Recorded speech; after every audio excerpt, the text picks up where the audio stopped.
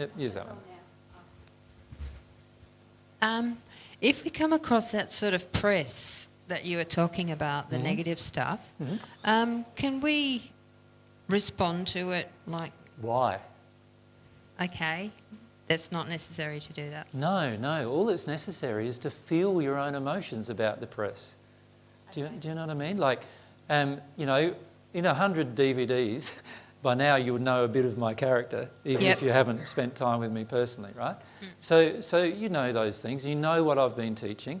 So when you see something being said about us that isn't accurate or isn't true, just feel your feelings about it. That's what it's there for, to trigger your feelings. So feel your feelings about it. You know, that little rage that comes up in you, oh, that's so unjust. Feel that feeling, and then go to the underlying feeling of what does that feel like underneath that? Oh, the grief of my own life, of how I've been treated unjustly. Feel that feeling, release that. But also don't be afraid to speak the truth, but don't go on a program of trying to do it. Do you know what I mean? Because that's driven by an unhealed emotion of wanting justice. And at the end, myself and Mary don't want justice. We just want to demonstrate love and give the gift of love. Does that make sense? Okay, yeah, so perfectly. We don't need anybody to fight for us or any of those things. What we need is everyone to feel their stuff about what happens over the coming months. Does that make sense? Thank you. That's the most powerful thing.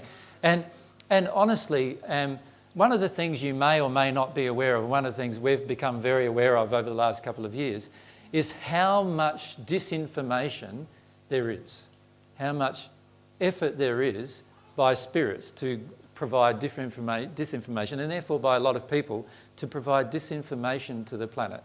Like, what they want to do is focus on different areas, even of your life they will eventually, focus on different areas of your life, and they'll say, oh, she did this in the past. And what's that got to do with now, in the end? Like, even if you were, you know, a prostitute who murdered people in the past, what's that got to do with what you are now if you've healed all of that emotionally? Nothing. Does that make sense?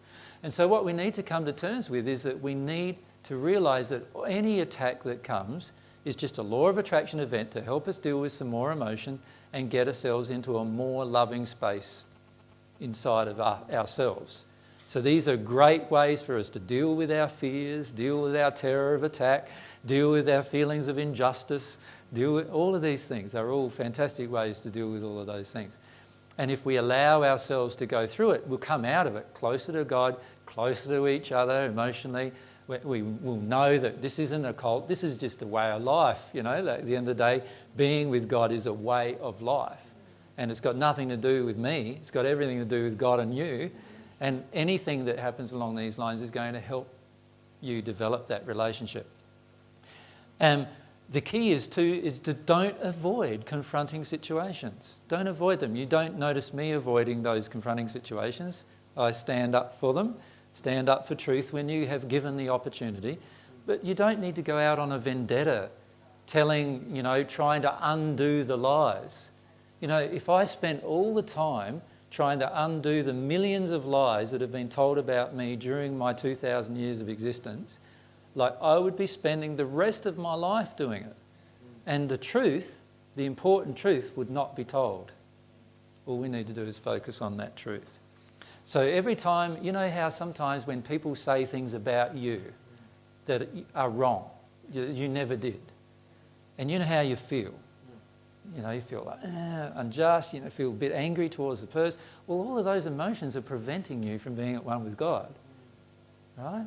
So allow yourself to experience them, but get underneath them and into the grief of that and release those things, because we need to release them if we want to be in this place of perfection of our love. And if we do that, what will happen is we'll come out of these things stronger, closer to God, more resilient within ourselves as a person, and with a lot more joy than we even currently have.